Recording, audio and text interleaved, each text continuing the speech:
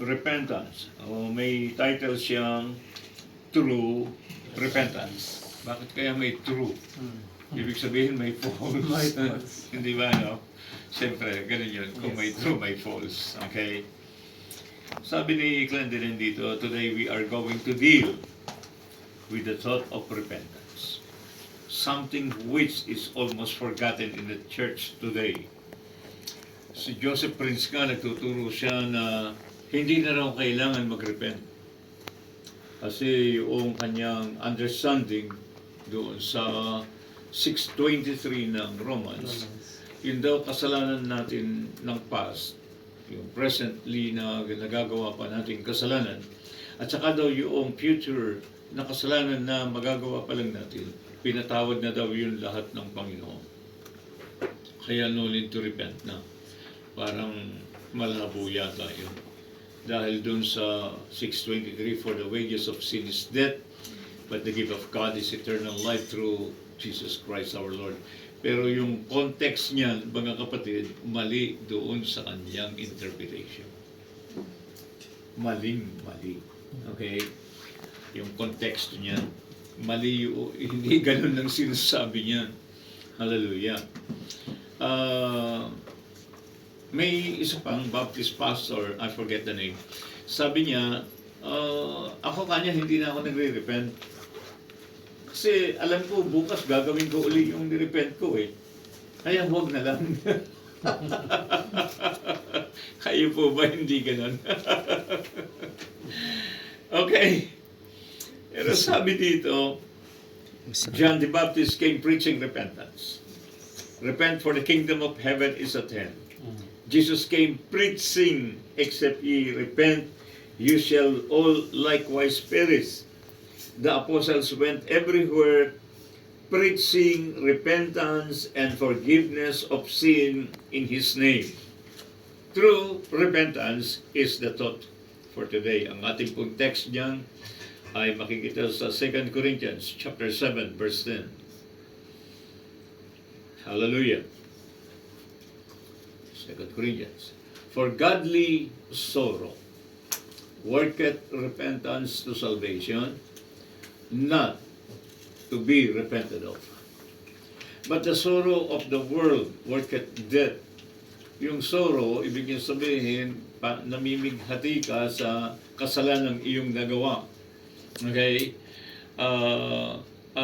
Dahil doon, yung ibig sabihin, nagkakaroon ka ng pagsisisi.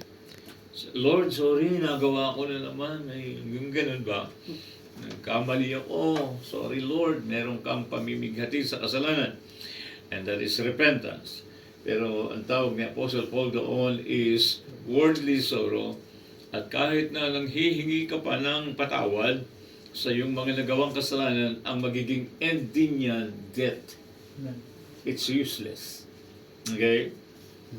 To the apostle, this was the evidence that their repentance was genuine. In verse 10, the apostle speaks of two kinds of sorrow. One which caused repentance unto salvation, the other unto death. He alludes here to what is generally understood as two kinds of repentance. In this message, I propose to show what is true repentance. How can it be known? Siguro, tingnan muna natin yung false repentance. Yung false repentance, hindi ako nakapagdala ng hanky. Okay. Oh, thank you. Yung false repentance, mga kapatid, yung nagsisisi ka, humihingi ka ng tawad sa iyong mga kasalanan, yet, after a few days, ginagawa mo na naman. That is not true repentance. Hello? Actually, may mga ganong kalalagayan tayo sa buhay Kristiyano. Di ba ba? Another, yung kapag ka Sunday service at ikaw ay may bahagi sa gawain, alam natin na ang worship ng Sunday is divine worship, tama? It is a divine service. So dahil sa ganoon, kapag ka may part tayo na sa gawain ng Panginoon, halimbawa opening prayer ka o worship leader ka, di ba? Anong ginagawa natin? Nagpe-first John 1:9 tayo. Sinabi mo, Panginoon, kamo pa, no? Sabi mo sa iyong salita, kung ikukumpisal ko ang aking mga kasalanan, patatawarin mo ako.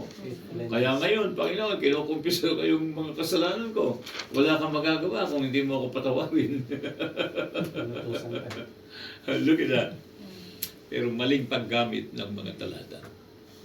Ngayon, sasabihin mo, malinis na ako, pinatawad na ako ng Panginoon. Kaya, Lord, gamitin mo kung mightily ngayong umagang ito. Mightily pa.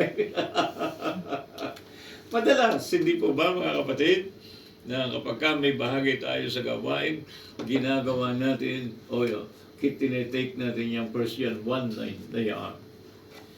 Maling paggamit, sabi ko kanina. Bakit? Sapagkat maling pagkaunawa sa 1 John 1:9.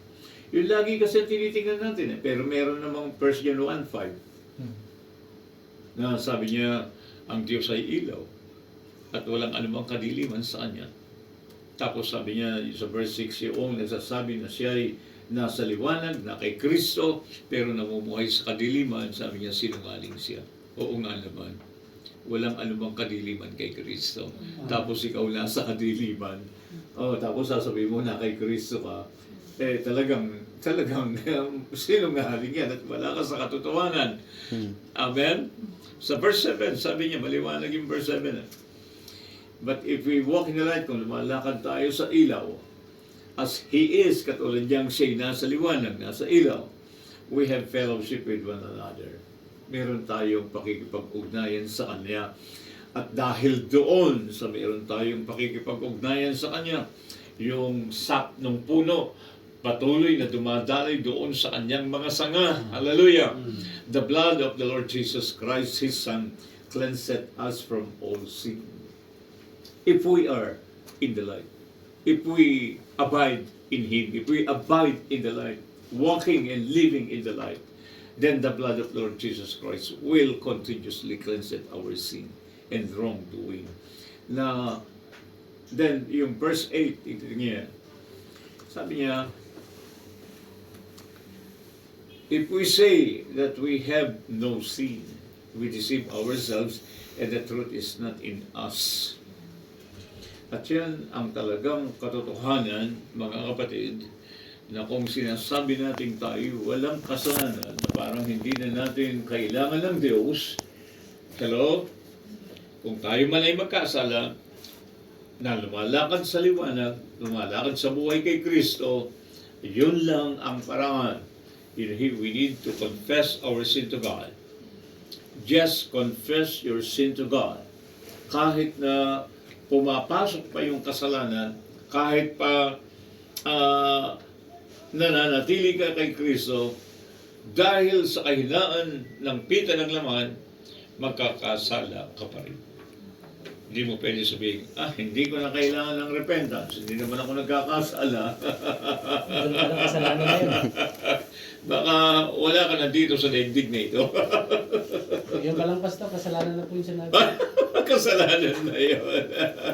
Kaya sabi niya sa verse 9, but if, tingnan niyo yung verse 9. If we confess our sins, He is faithful and just to forgive us our sins and cleanse us from all unrighteousness. Sino yung makakagamit dito ng 1 John 1:9? Yung lumalakad sa liwanag. Walk in the light. Yung dumadalo yung blood ni Jesus Christ. Dahil yun na maglilinis sa atin. Paano kung wala ka sa liwanag, nasa kadiliman ka? Walang mangyayari. Di ba? May ginagamit akong illustration dyan. Nakikita ko ngayon ito sa social media. Yung isang bata naglalaro sa putikan. Tapos, nung umahon sa putikan, sabi niya sa mama niya, Mama, huwag mo ako palo, ha? Nakulit yung bata. Huwag mo ako palo, Mama. Nakikita niya. Okay. Pagbabawalan mo yung anak mo na huwag maglaro sa putikan, katulad ng batang yaon, dahil kung maglalaro siya, tatakutin mo siya, papaluin mo siya, may consequence yung kanyang gagawing mali. Ano kaya ang gagawin natin? Pag lumapit siya sa atin, patatawarin ba natin? Hello? Hello? Yes. Siyempre, anak mo yun, di ba? Alam mo, pagdusahin mo yun, anak mo yun eh. Baka nga kung anak mo yung makulit na yun eh. Matutuwa ka pa eh. Pero, anong gagawin mo pagka pinatawad mo siya, mga kapatid? Anong gagawin mo? Disiplinahin. Lilinisin mo siya. Aalisin mo siya sa putikan. Tama o tama? Tama. Paliligawan mo siya, papalitan mo siya ng damit. Yayakapin mo pagkatapos doon, hindi ba? Upload mo yun. Oh. Hindi ba ganoon? Anak mo yun eh. At tayo, anak tayo ng Panginoon. Pagka lumapit tayo sa Kanya, tiyak na patatawarin tayo at lilinisin sa ating mga kalikuan. Bibihisan ng bagong kasuotan. Purihin ang Panginoon. Hallelujah. Now, ito ang totoong nangyayari. Pagkatapos ng gawain, yung ating hininging patawad sa kasalanan, bukas makalawa, makikita mong ginagawa mo na naman. Totoo o totoo? Kung wala ka lang bahagi sa gawain ng araw na yon, ng linggo, palagay ko hindi ka magsisisi. Totoo o totoo? Hello? Meron bang nanonood sa atin sa... hindi ako sanay na ganyan eh. Mas sanay ako sa face-to-face. Alam niyo na, pagka sa online, maraming distraction dyan eh, di ba no? Pwedeng nanonood ka, nakikinig ka, nakataas yung paa.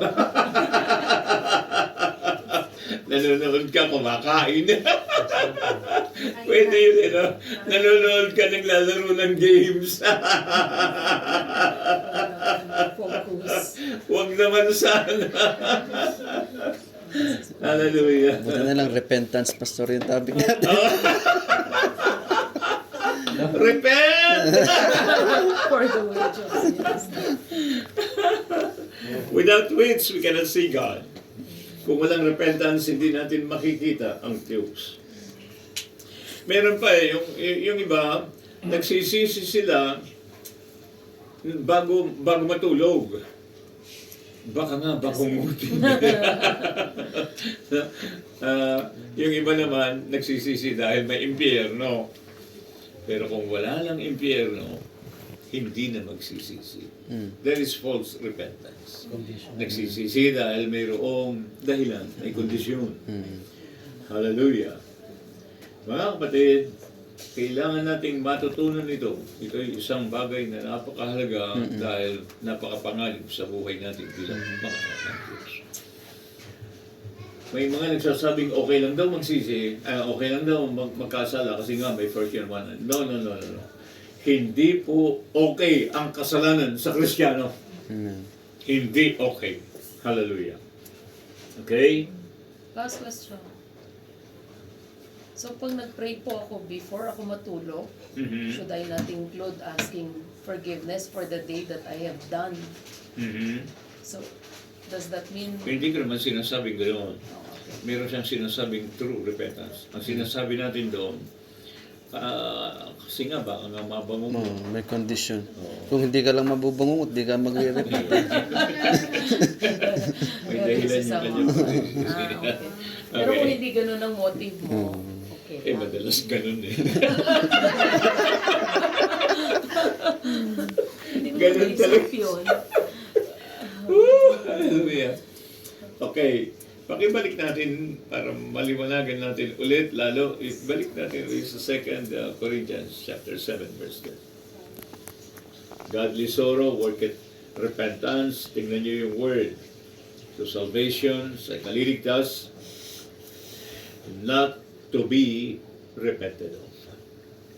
Napansin niyo po yan? Na pagkatapos mong nag-repent sa bagay na iyon, ito'y magdudulot sa iyo sa ikaliligtas and not to be repented of. Okay. Hello? Ang ibig sabihin nun, you stop doing it. Look at that. So, yung false repentance, paulit-ulit lang. Paulit-ulit na 1 John 1:9. Repent, repeat. Repent, repeat. Oh. Totoo po ba ang pinag-uusapan natin? Nangyayari po bang totoo ito sa ating mga buhay? Of course, yes. Tingnan nyo, tayo patatawarin, hindi lang patatawarin, at lilinisin sa lahat ng kalikuan. Ano kaya mangyayari sa atin kung nilinis tayo sa lahat ng kalikuan? Asan pa ang kasalanan? Hello? Maglalaho talaga. Magiging progressive talaga yung life mo kay Christ. Hindi lang paulit-ulit na paikot-ikot ka doon na parang ka nakasakay ng ruweda na walang direksyon ng iyong buhay. Eh, ang direksyon ng buhay Kristiyano to be conformed into the image of Christ. Yun yung maturity. Hallelujah! Hanggang mapagtagumpayan ng lupusan ang kasalanan. Hanggang wala nang bisa ang kasalanan sa iyong buhay. Para bagang magkakasala ka lang kung talagang sasadyain mo magkasala. Hello po?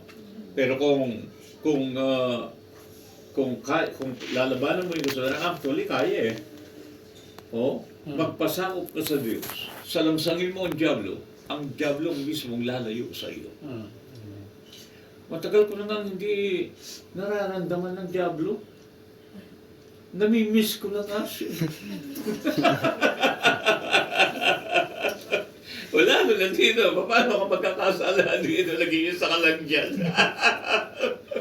Hello po. Woo! Hallelujah.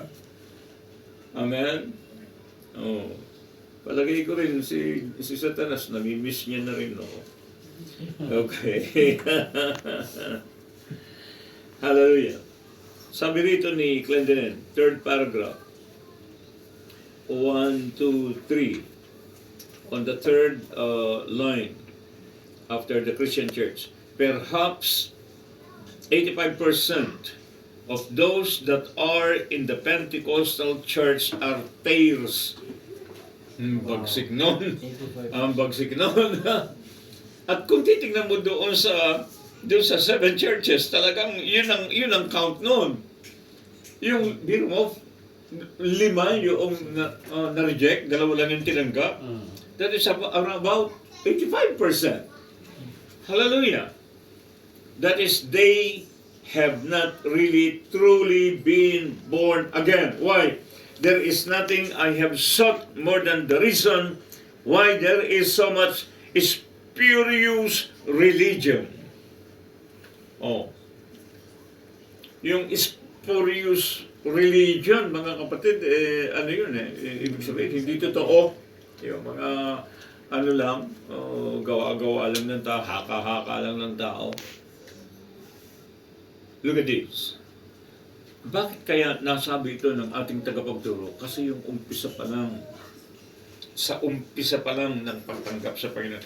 Hindi ba, sabi ni Apostol Pablo, magsisi, sumampalataya, pabautismo, at tatanggap ng kaloob ng Espiritu. The Holy Spirit baptism.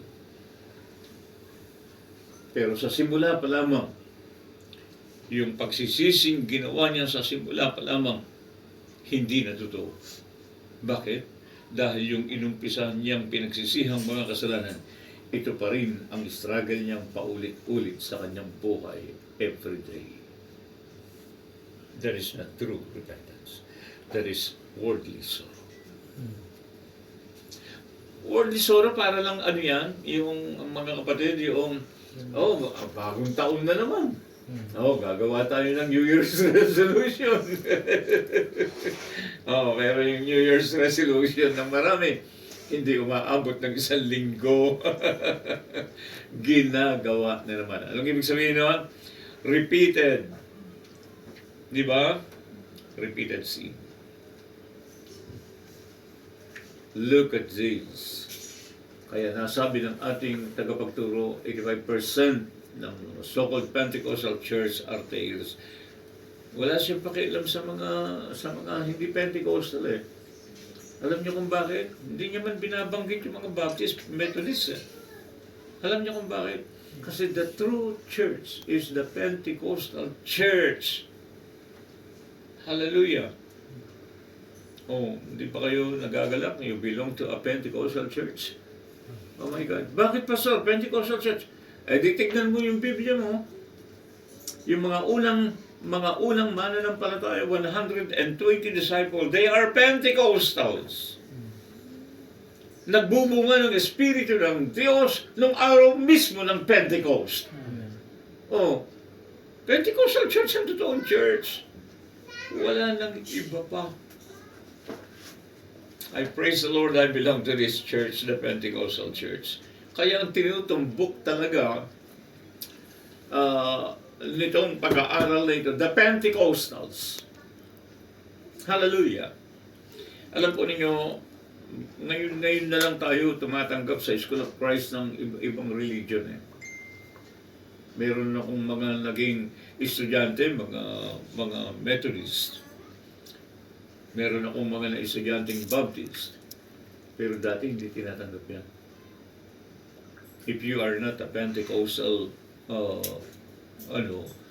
religion, hindi ka pwede sa School of Christ. Marami nang na-edit dito. Marami nang natanggal dito. Kasi nga, nag-aalala ang pamunuan na kung hindi nila tatanggalin yun, masyadong matalim laban sa ibang mga sekta. Oh, grabe itong book na ito. Salamat. Yung puti, Pastor, hindi edited yun eh. Kita mo ron, sasabihin niya, yung mga nagtuturo ng one save, always save, sabi niya, they are of the devil. Sabi niya. Yung mga ganung pangungusap ni Glendinel, ang talim niyang magsalita. The Methodist Church, sabi niya, will never see salvation. Oh, magganon ng klase niya. Sasabihin niya, yung mga Baptist, hindi totoong Kristiyano. They are just religious people.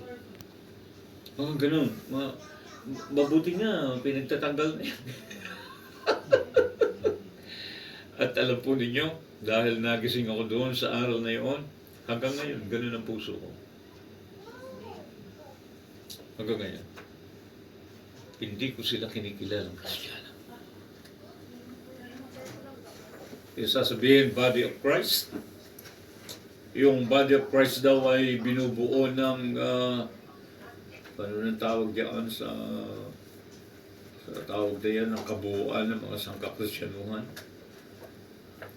So, kasama diyan ang Baptist, kasama diyan ang Methodist, kasama diyan ang Presbyterian, kasama diyan ang tawag dito yung Seventh-day Adventist, lahat ng naniniwala na ang salvation is through Christ, tinatawag nilang body of Christ.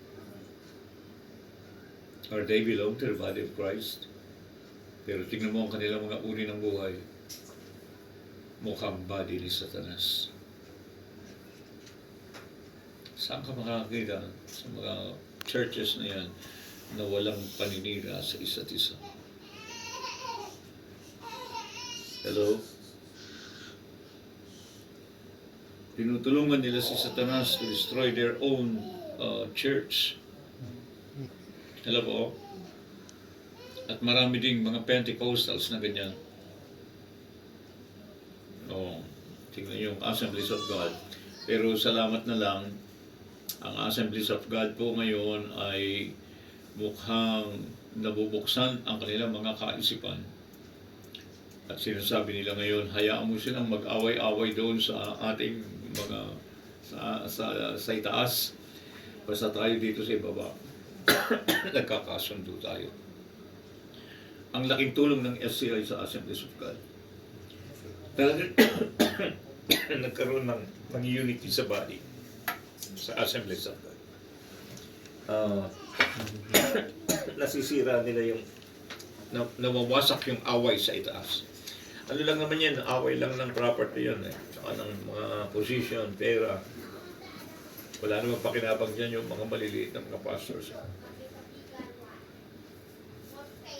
Ngayon nakakasama ko ang mga yan.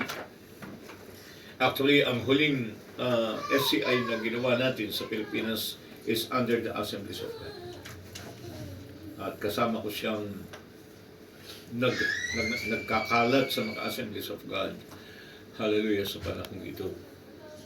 Purihin ang Panginoon. Salamat sa Panginoon. Okay? Nakita natin,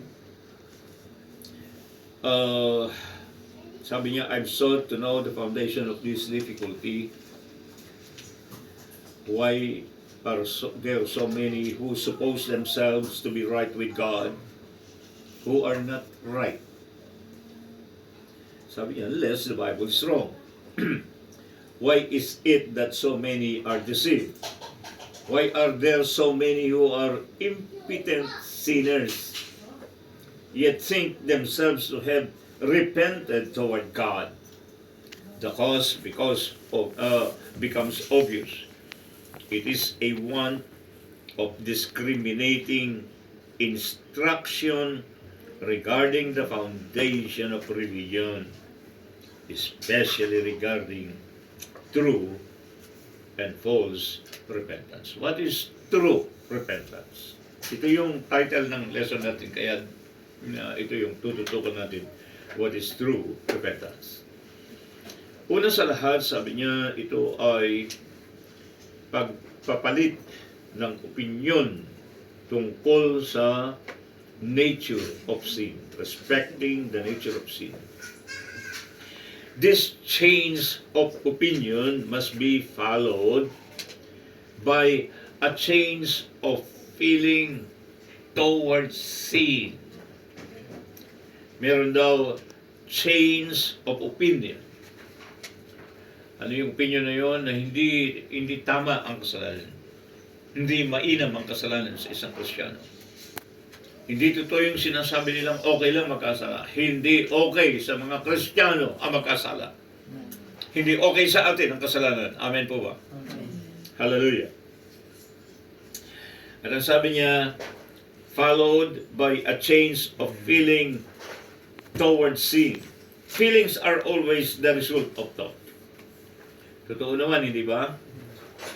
When our thoughts of sin are such that they produce our corresponding feeling.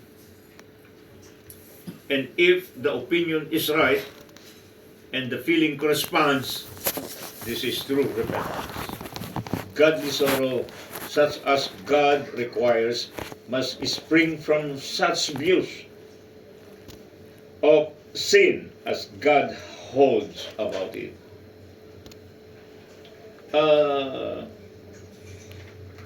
Totoo po ba yan pagka pumasok yung kasalanan sa ating isipan, natatouch yung feelings natin? Ito, di ba? Yung emotion natin nag-weaken. Di ba? Kapag ka nag-isip, pumasok sa kaisipan ng mga bagay na kalaswaan, tingnan mo yung katawan mo magiging lustful. Hello po? Hindi ba ganoon? Talagang nagkakaroon ng feeling. Nag-uumpisa dito, pero bumababa sa ating mga feelings na ito. Kaya kung ilalagay natin sa ating isipan, magbabago tayo ng kaisipan, at sasabihin natin marumi ang kasalanan, mag-change yung feeling natin. Walang touch sa buhay mo ang kasalanan. Yung asarap-sarap yung dadaan yung kasalanan pero hindi mo maramdaman. Hello po? I promise you, abot tayo doon sa ganung kalalagayan. Dadaan yung kasalanan pero parang baliwala sa iyo. Parang temptation. Dumadaan ng temptation. Dumarating na hindi iniimbitahan. Pumapasok siya sa ating isipan. Tama o tama. Pumapasok eh. kahit na walang invitation. Uninvited. Good crusher. Minsan, mag-ano ka lang, di ba? Magtitingin ka lang sa cellphone mo. Maya-maya, yung temptation nandiyan na. Nagpapaisaw? Tutuyo po ito? Totoo, di ba? Oh. Alam mangyayari? Talagang pati yung body mo, itatouch niya. Oh, nandoon ang labanan ngayon. Ang temptation po, mga kapatid, hindi kasalanan. Ang kasalanan, yung mahulog sa temptation. Ang temptation po, mga kapatid, para lang yung lumilipad na ibon dyan sa itaas natin, mga bato-bato dito sa Saudi, Dubai. Para lang gano'n, na dumadaan sa itaas mo, na hindi mo pwedeng sabihin, ay, wag nga kayong lumipad sa ibabaw ko. Hindi mo pwedeng sabihin gano'n eh. Gano'n ang temptation, dumarating without invitation. Pero, ang mahirap, kumisa nga, nasubukan niya lang maiputan ng ibon. Sa amin kasi marami yung puting ibon. Ano ba ang tawag nila doon? Ano ba ang tawag nila doon? Kanaway, yun ang kanaway. Oo, kanaway sa Ilocano, ano? Kanaway, okay. Na, nung araw yan, ano yan eh, pinagpa-practicean ko yung mga yun eh. Kasi alam ko yung lipad nila, yung galaw nila. Ganun lang sila. Ganun lang. Dahan-dahan lang yung galaw nilang ganun. Kaya kahit lumilipad yan, pagka nasa tapat ko yan, pagka lumampas sa akin yan, nag-shooting ako, tinatamaan ko sila. O, ganun pa kahusay yung pulso ko noon. Kaya lang nabasag yung scapula ko. My God, nabali yung aking hanger dito. Nasira yung pulso ko. Dati pagka binabaril ko yung kanaway na yan sa ibabaw ng kalabaw, tinatamaan ko pa naman yan. Pero ngayon, tinatamaan ko pa rin yung kalabaw. Okay. Hindi kasalanan yung pagdaan ng temptation.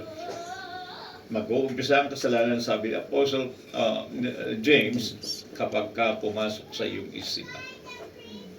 Kapag nakagawa na siya ng pugad sa iyong isipan. Ang mas masakit diyan, kapag nagiglog pa yan. Hello? Lalo na kung naglimlim at ipinanganak yung kasalanan. At kapag malaki na yung kasalanan, nagdudulot ng kamatayan. Mahirap ng repentance noon. Mahirap na. Okay?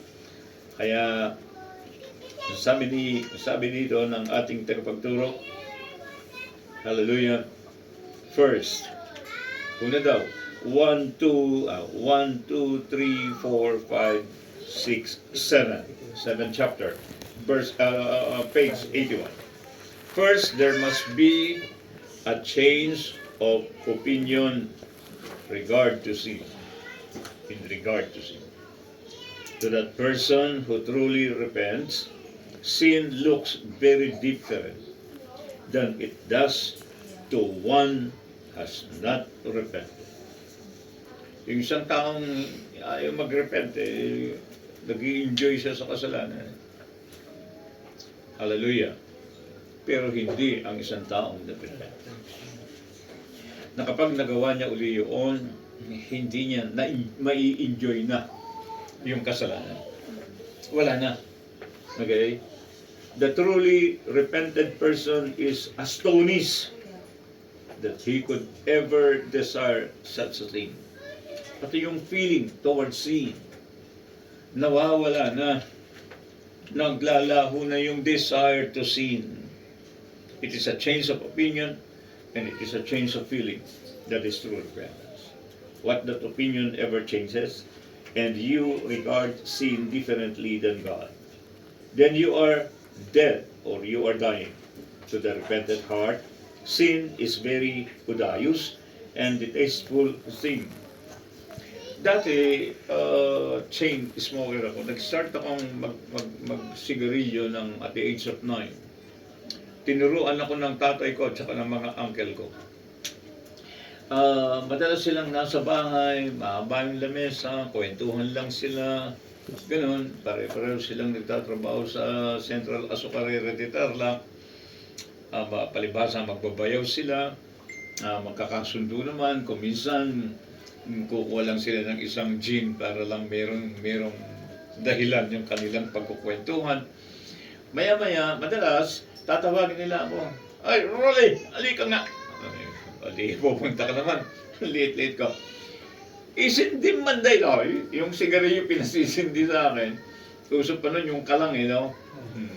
Pati, siyempre, mga baga-baga. Ako naman, tinututo ko yung sigarilyo doon sa baga. Hindi magsisindi yun. Hindi. Kasi ayaw ko sipsipin. Sigarilyo yun eh. So, ba't ang tagal-tagal mo? Ayaw naman po. Ayaw sumindi. Sip-sipin mo. Doon nagsimula ang lahat. Nalasahan ko yung Champion at saka yung Newport. Abay, masarap pala. Ganun pala ang lasa ng sigarilyo. Mentolize. Masarap pala. Ganun na nangyari. Hanggang hinihintay ko lang magpapasindi sila ng sigarilyo. Yung ganun, hanggang nagnanakaw na ako ng sigarilyo ng tatay ko. Ba't ka bilis maubos itong aking sigarilyo? 9 years old. Wala na. Na-addict na ako sa sigarilyo. Nagkasakit na nga ako at lahat. Hindi ko naalis ang sigarilyo. Wala nang paraan para maalis ko pa ang sigarilyo. Hanggang umabot na po ako doon sa time na nakakaubos ako ng 3 kaha ng sigarilyo araw-araw. Lalo na nung nasa Saudi na ako, ay masarap ang sigarilyo doon, stateside di ba? So, gusto ko pa naman, Marlboro yung short, matalim ang lasa nun Matalim ang lasa. Yung hanggang nangangati na yung lalamunan ko na parang may sakit ng mangyayari sa lalamunan ko, wala pa rin. Hindi ko talaga maalis. Born again ako, hindi ko pa rin maalis. Yung nag-preach na ako sa isang company, electrical company ng buong Saudi Arabia. Nagmamadali akong umuwi. Sasabihin nila sa akin, Brother Ronald, kasi pinahawak sa akin yung ministry. Yun yung una kong assignment. Huwag ka munang umuwi. Kain mo na tayo. Kwento mo na. Palibhasa ka, gustong-gusto ka na magsigarilyo. Hindi na ako nagtatagal. Hindi pa ako nakakalabas ng gate. Nagsisindi na ako ng sigarilyo. Hindi mamamatay ang apoy noon hanggang hindi ako makakarating doon sa bahay. Palit-palit lang ng ganon. Nakaka-4, 5 palit ako bago mamamatay yung sindi ng sigarilyo. Walang pag-asa. Pero dahil sa malakas na conviction sa puso, sabi ko, naglilingkod na ako sa Panginoon, pero ito lang hindi ko kayang paglabanan. Nagkaroon ako ng pagbabago ng isipan. At dahil nagkaroon ako ng pagbabago ng isipan tungkol sa bagay na yan, gumawa ako ng decision. Change of mind. Hallelujah. At yung decision na yun, kailangan ko itong tigilan, kailangan ko itong paglabanan, kailangan ko itong maialis sa aking katawan. Isang stick pa lang ang nababawas ko sa isang kahon. Talaga pong nagpasya akong tumigil. Yung tukso nandiyan, lalo na Ramadan noon, pagka kakain, tatago kami, nasa work, tapos yung mga kasama kong Indiano, nagsisigarilyo. Yung amoy ko pa naman doon sa sigarilyo nila, parang amoy marijuana. Dahon kasi yun ng duhat na ginaganyan-ganyan nila yung para lumukot Tapos lumukot nila. Parang imbudo. Yun na, magsisigarilyo na sila. Yung amoy ng dahon ng duhat na yun, mabango, parang marijuana. Sanay ako sa marijuana Tapos, humihingi ako. Yung unang araw, humingi ako. Pero convicted yung puso mo. Ito yung feeling ko, may pagbabago na. Meron na akong conviction. Sabi ko, nangako ako, hindi na ako maninigarilyo. Hindi ko pa nakakalahati, tinatapon ko na. Yan lang yung temptation, malakas. Kinabukasan, may hawak na naman akong sigarilyo ng Indiano. Hindi nga ako nagbabaon ng akin. Nangihingi naman ako. Pero yun na yung pinakahuli na sinabi ko, hindi maaari ito. Sigarilyo lang. Hallelujah. Pagkatapos po ng 4 na buwan, natuklasan ko, kaya pala mahirap tanggalin ang yosi. Yung habang may natitira pang nicotine sa katawan mo, pagka bumaba yung nicotine, yung gap na yun yung paghangad mo. At kapag bumababa pa yan, lumalaki yung paghahangad mo na manigarilyo. Kapag bumababa yung nicotine sa katawan mo, lalong lumalaki yung pagkagusto mong manigarilyo. Kaya maraming hindi nagtatagumpay. Yun ang aking natuklasan. Pero nung maubos na yun sa katawan ko, pati ko, wala nang nicotine, wala na yung amoy ng sigarilyo sa katawan ko. Alam po ninyo nangyari, pag nakakaamoy ako ng usok ng sigarilyo, kahit nasa labas pa, nakaamoy ko dito, mabaho na. O dayos na.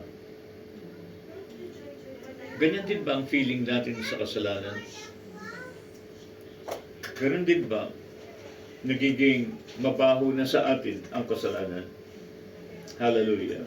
Ito yung kanyang pinapalabas dito. Okay? Hallelujah. May change of feeling. Hallelujah. Yung sin, sabi niya, very odious and distasteful thing. Hindi na siya, nawawalan ka na ng panlasa. Wala ka ng interest. Wala ka ng desire. But if there is still desire to sin, tinanggal mo na pero still, nagsisi ka na, hindi mo na ginagawa, pero still, meron ka pa rin desire sa kasalanan na yun. And if it could end in happiness, kapag nagawa mo at ikaw ay nag-enjoy pa sa kasalanan, sabi niya, who would ever think of forsaking it?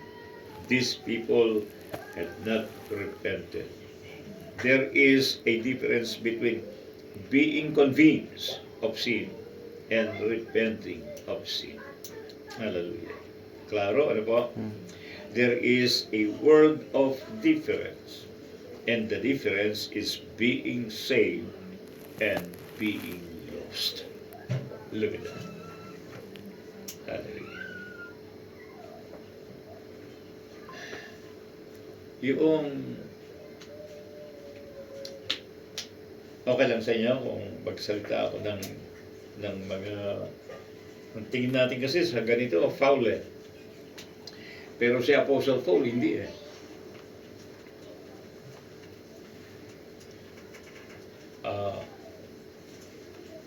Wala si sister. Okay. Narito.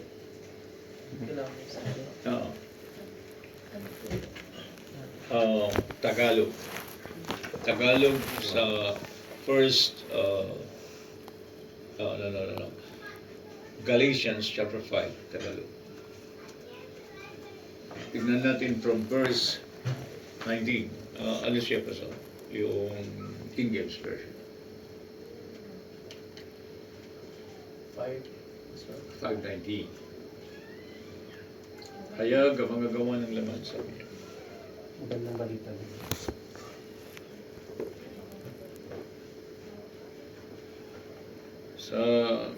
Sa Ingles kasi medyo ano siya yung hindi masyadong pangit pakinggan. Hindi. Tagalog. 5:19.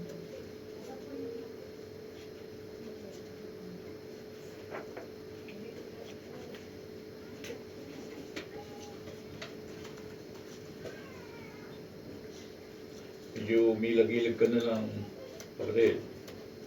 Pagka binabasa ko, medyo umilag ka na lang.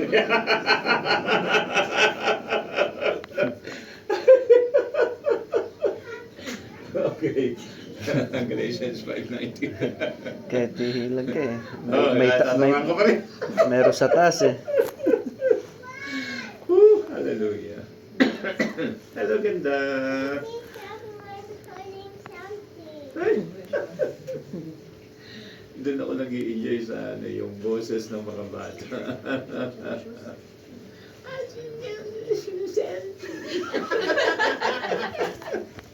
Pati yung iyak nila, ano? Ang sarap pakinggan.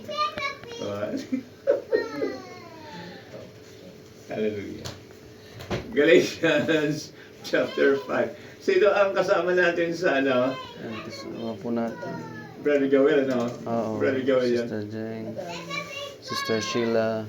Ano? Kasama. Mababaw pa. King James version niya, Pastor? King James, Pastor. King James. Tagalog. Mabuting balita tayo. Tagalog. Magandang balita. Magandang balita.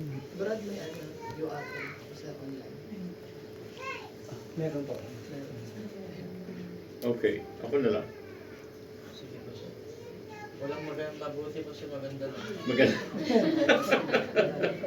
Ang dating magandang balita. Naku, Panginoon ko. Basta wag lang yung ano. Wag lang dating daan.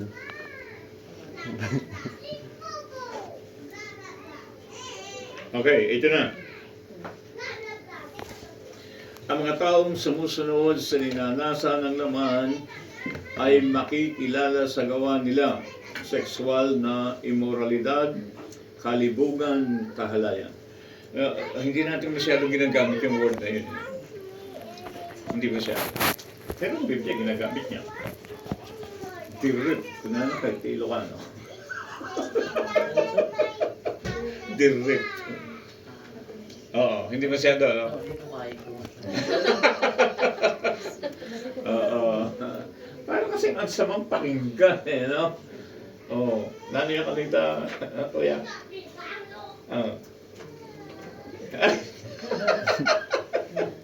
Hindi daw niya alam. Sorry na po, bro. Oo. Kasi walang taong walang libog. Lahat ng tao meron. Kung wala ka niyan, hindi ka tao. Yan ay gawa ng laman. Sa ating mga Kristiyano lang, parang malaswang, parang hindi magandang binabanggit. Parang napaka-sarcastic.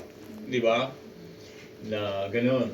Pero ang Biblia sinasabi, hello? Kaya madalas nag-iingat tayo yan. Ginagamit natin dyan kalaswaan na siya business, di ba? Okay. Yung mga ganitong klase ng kasalanan ay hindi ay ayaan kahit na hindi mo yaan. Actually, ako po wala akong sexual wala akong tawag dito. Wala akong sexual life. Wala akong sex life. Wala. Siguro because of diabetes sa mahabang panahon. Pagkatapos, nagkaroon ako ng prostate na hindi ko namamalayan. Noong nakabukas yung pinto ng kwarto ng misis ko, na parang ba kanyang sinasabing, oy, lumapis ka. Ayun, pumasok ako, kasi po para ma-restore yung marriage, kailangan magsiping kayo muli. Mare-restore. Ganun po yan. Kaya kung ayaw mo, wag. Ngayon, doon ko natuklasan wala akong sex life. Wala pala. Pero alam niyo bang dumarating sa akin pa rin ang bagay na yan? Alam mo? Ikaw, Kuya Delson, daratang yung bibigyan mo yun. Naiiyak yun. Oo, nakakahiya, no? Diretsa ang tinatanong ni Pastor. Totoo ito eh. Okay? At hindi lang kami dalawa ni Kuya Delson.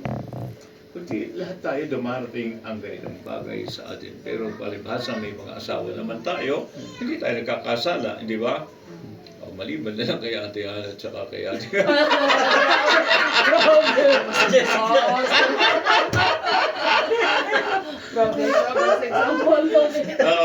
very strong ito.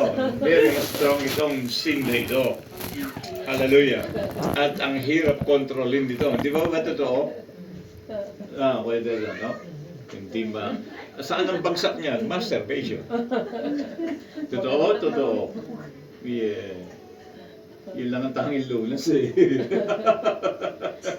Pero pag di mo Okay lang sa inyo, nagsasalita akong ganito. yung maging totoo lang tayo. Amen? Simple ko lang nilulusaw yan. Sa loob ng 2 segundo, lusaw sa akin yan. Yung feeling, nalulusaw ko sa 2 segundo. Sa paanong paraan, manalangin ka. Sabihin ko lang, Holy Spirit, help me. Hallelujah. Yeah. Pag sinabi ko yun, nakadikit ako sa Lord, unti-unti na siyang namamatay. Nawawala ng pisa. Purihin ang Panginoon. Hallelujah. Amen? Subukan niyo. Kung hindi totoo. Bakit? Sabi niya sa mga alagad, manalangin kayo para huwag kayong mahulog sa tukso. Bakit daw? Kasi daw, mahina ang laman, willing ang espiritu, pero mahina ang laman. Kaya manalangin upang huwag mahulog sa tukso. Yun yung ating makapangyarihan na sandata to the pulling down of the stronghold of Satan. Stronghold of Satan yan the fleshlight. Hallelujah. So, makikita mo ngayon ang pagbabago ng feeling, ang pagbabago ng takbo ng buhay sa iyong buhay. Mag-iiba ang talaga, magkakaroon talaga ng repentant heart ang buhay mo, and and not to be repented it again. Yun yung totoong repentance. Pinutol mo na, hallelujah, yung bagay na laging na humahatak sa iyo sa kasalanan. Can we say amen to that? That is true repentance. Second, last paragraph, now page 81. There must be a change of opinion concerning the character of sin in respect to the relation to God. Yan, matinalakay natin, the character of sin. Sinners do not see why God threatens sin with such terrible punishment. They love sin so much themselves. They do not see why God should judge it worthy of everlasting punishment. When a person is sound convicted, they see sin differently. And so far, as opinion is concerned, they see sin in the same light as the Christian. Marami ding Kristiyanong ganun din ang nilang pagtingin sa kasalanan. They only need a corresponding change of feeling to become a Christian. But many times, the heart does not go with the opinion. This is the case of devils and wicked spirits in hell. A change of opinion is indispensable to true religion or repentance. It is here that the law enters. We have to preach the law. We have to preach what sin is. A transgression of the law of God. Yun, yung kasalanan. Transgression to the law of God. Meron pa siyang tinuturong mahalaga dito. How is with you? Genuine repentance yung pinag-uusapan natin. The disposition to sin is gone. Kapag ka naglaho na yan, yung paulit-ulit na ginagawa, yan na yan, genuine na yan. If you have truly repented, you no longer love sin. You hate sin. You do not abstain from sin because of fear. Hallelujah. Abstain because you abstain sin because you hate sin. Hallelujah. Ito yung pinaka mabisang paraan. Dito natin nakikita yung true repentance. How is this with you? Sabi niya. Look at the sin you used to practice. How do they look to you? Do they look pleasant? And would you really love to practice them again and again if you were not afraid of being lost? If that is true, you have the disposition to sin. You are only convicted, not born again. Conception is not birth. na madalas kinokonsib ng ating puso at isipan yung kasalanan. Your opinion of sin may have changed. But if your love for sin remains, you are still a sinner. Look at that, mga kapatid. Hello? Maliwanag po ba ito sa atin? Still sinner ka raw eh. Kapag ini-enjoy mo pa yung sin na yan, hindi ka na born again. Pumasok yung conviction, pero hindi pa totoong born again. Kaya daw marami sa mga Pentecostal churches sa ating panahon ngayon, 85% is mabagsik ito, mga kapatid. At tatamaan tayo dito. Hello po? Andyan pa po ba kayo? Amen. Yes. Damay tayo dito.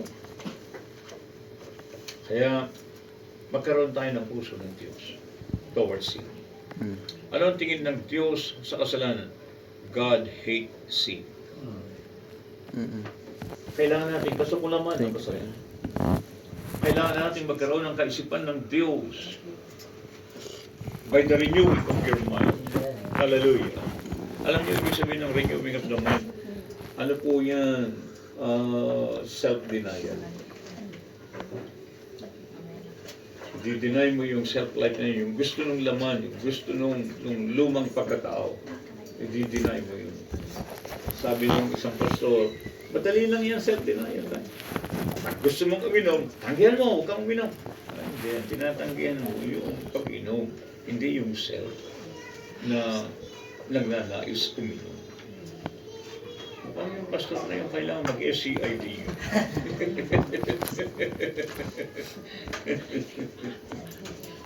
Kaya yung mga pastor na yan, talagang napipikon sila sa akin. Napikon sila. Mga ano yun, mga tawag yun. Meron dito sa Dubai. Yung church ninyo dati. Dito sa Dubai. JF.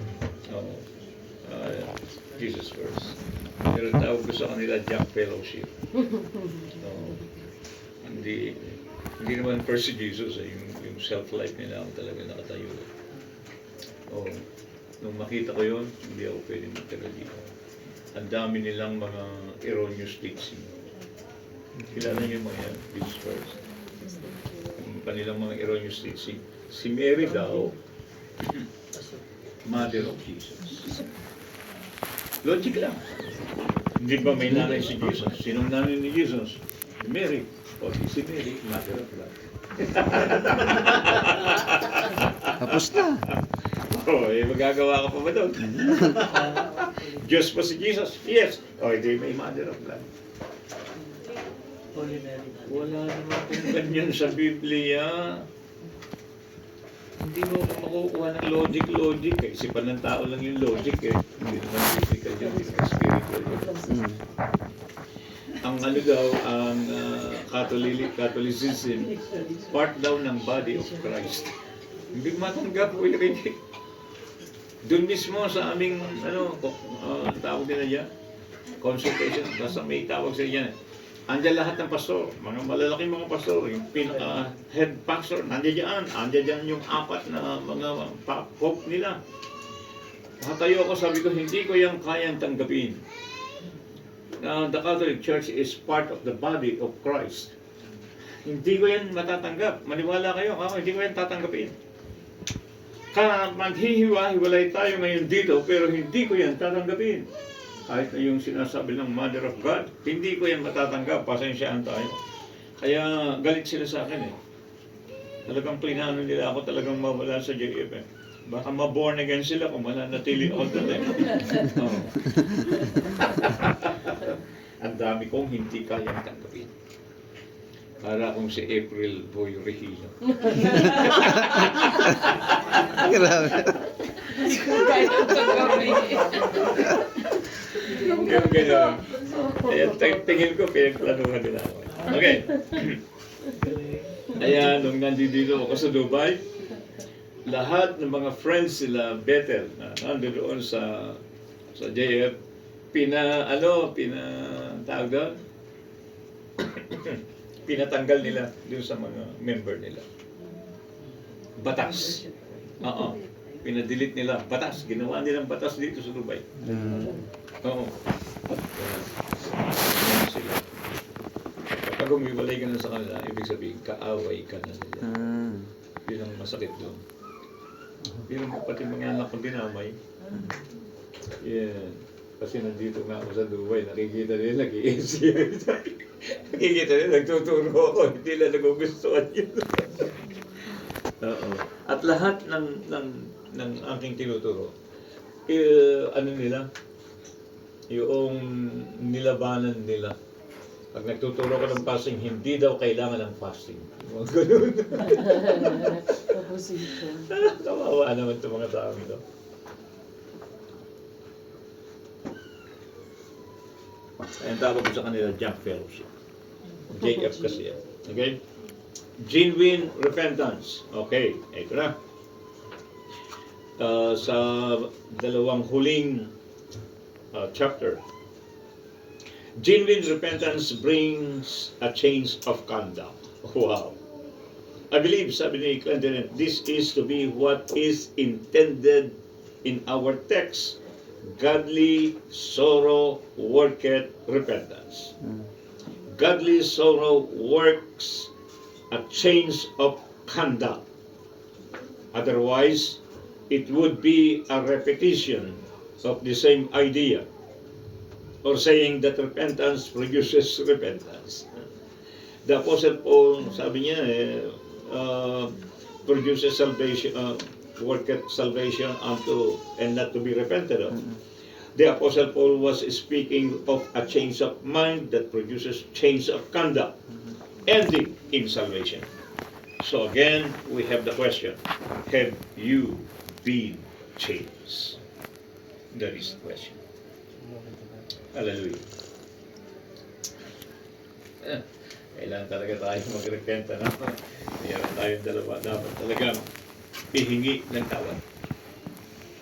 Sa Tagalog kasi, hanggang ganun lang humingi ng tawad. Okay? Have we been changed? Have you, ang ibig sabihin nun, have you forsaken sin? Not to be repented of.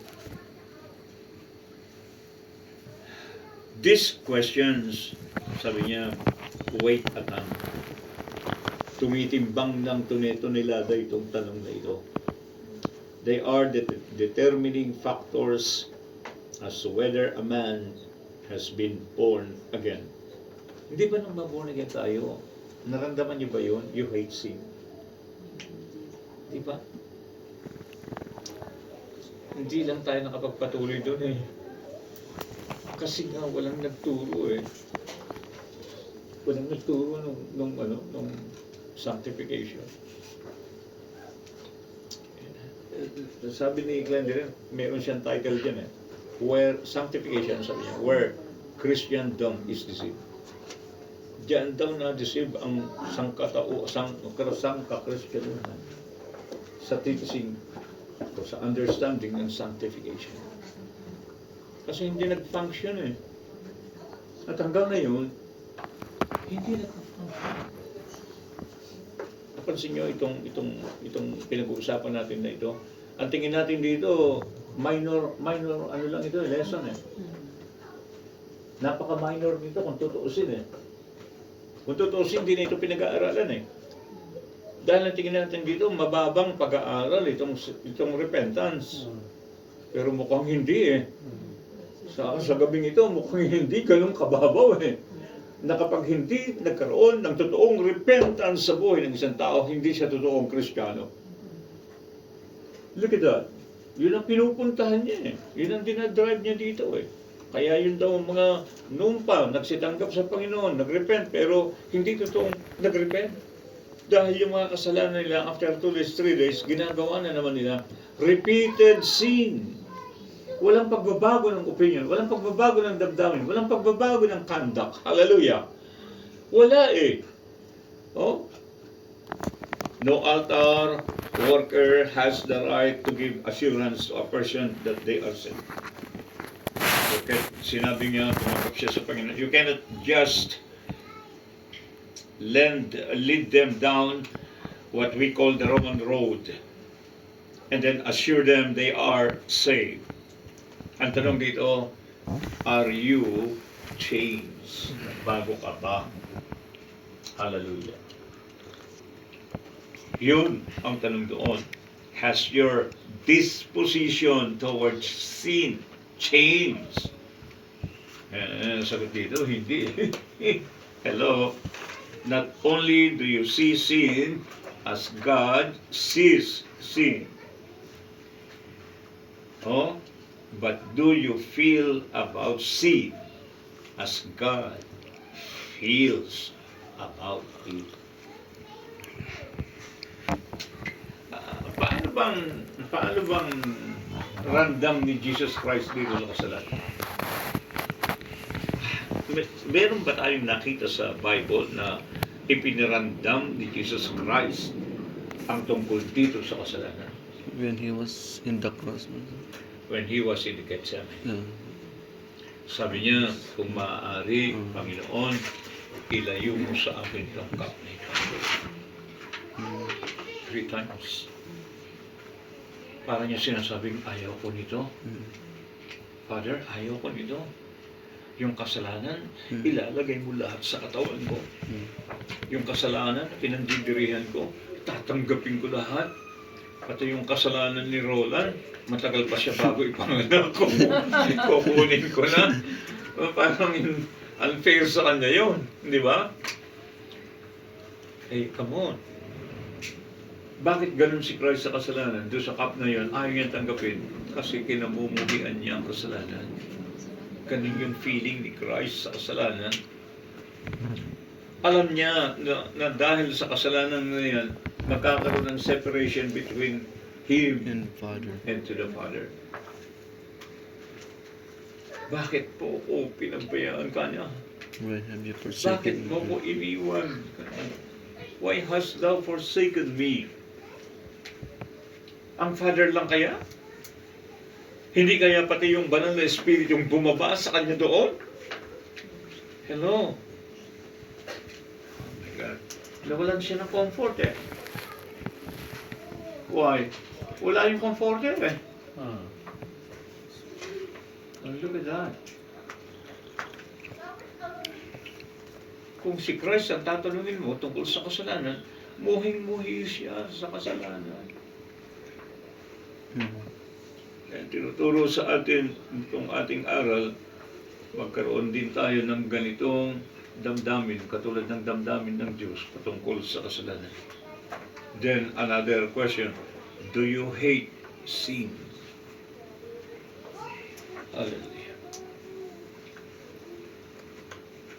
Or do you love sin? Oh? Are you going on the same way, simply having added the church to your activity?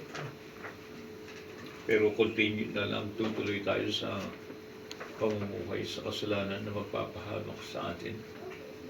Dadalhin tayo sa kamatayan eh. Nagsisisi pero ang end niya, death pa rin.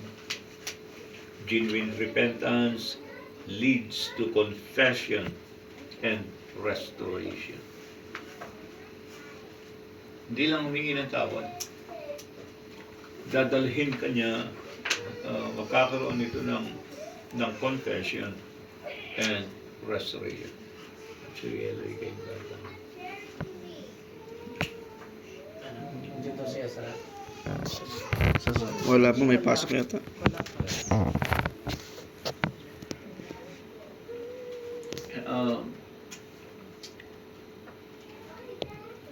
Iniingatan ko kasi yung reputasyon ng mga anak ko.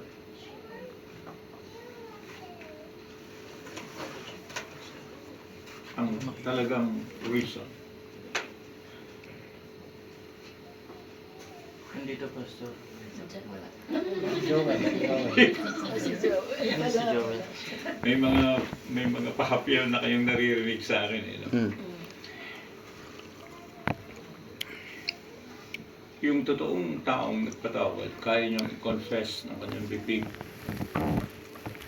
Pero hindi lang ito confession, but restoration. Itong kasalanan ito, hindi ko ito kayang banggitin before. Kaya napuno ng bitterness yung puso ko.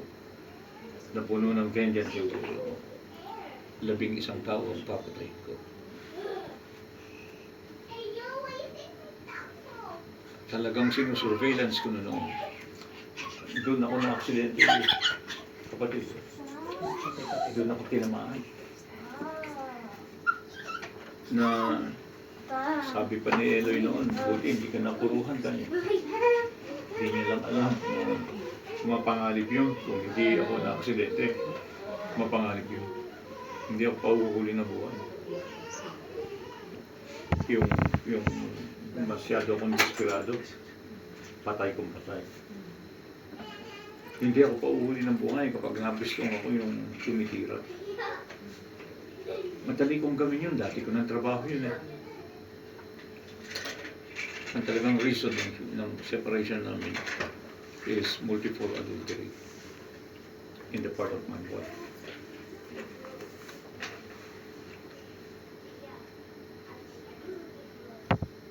Na-born again lang ako kaya nagbalik ako sa kanila.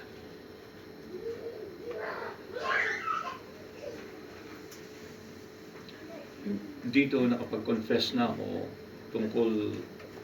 tungkol kay Israel sa ilang mga tao. Na si Sam alam yun. Pastor Logan. Ha? Nakalimutan mo na ano. Alagarin. Yeah. Mabigat yun mga kapatid. Mabigat yun. Nagbalik ako kasi na-born again ako. Doon lumabas si Bethlehem. Nung ipanganak si Bethlehem, doon lang sa, naipanganak yan doon sa sa labas ng pintuan ng bahay. Yung sinalo ko lang siya. At nung lumabas siya, ito yung ulo niya, ito rin pa, yung liit eh. Oo, yung kahon ng sapatos. Ay, maluwang pa yung kahon. Napakaliit niya. Parang 3.5 lang yata siya, 3.2 ganun. Maliit.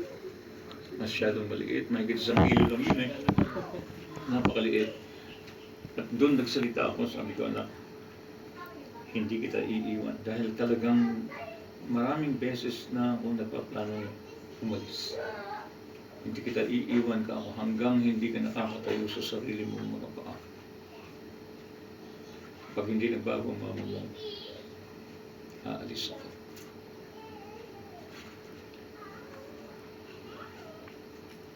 Yung balik-balik ko ng pangalan ng Cebu, nag-i-establish na ako ng kabuhayan ko. Nakapagpagawa ako ng bangka, nakabili ako ng 3 motorcycle, meron akong isang bangkang kasosyong dati, mabubuhay ako sa ganun. Nakabili na ako ng lupa, ang lupa doon, 5,000, 200 square meter. Napakamura. Yung ganun, yan lang ang katabi mo, simenteryo. At least, malaki lupa. Kaya, ang nangyari doon sa lupang nabili ko, sabi ni Pastor Rolly, donate mo lang sa amin, Pastor, sa church. Oo, sige, sa inyo na. Ginawa nilang libingan kasi walang cemetery yung mga born again. Daming double deck. Kaya ang pangyayaring yan sa buhay ko, ako lang nakakadam. Hindi ko makikipag-test. Wala akong kakayahan. Pero talagang nagkaroon ng totoong pagpapatawad yung puso ko. Nagising ako isang araw na wala akong hatred, wala akong bitterness, purihin ng Panginoon. Wala akong ginawa, kundi ako nag-effort. Wala akong ginawa. Basta nagising ako isang araw. Malinis yung puso ko. Malinis yung konsensya ko.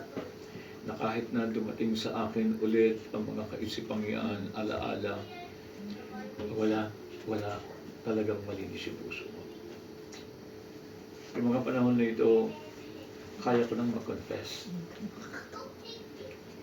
Ililid ka niya sa confession.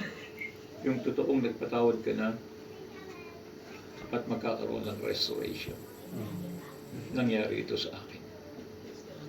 Purihin ang Panginoon. Walang mahirap sa Diyos, mga ladies.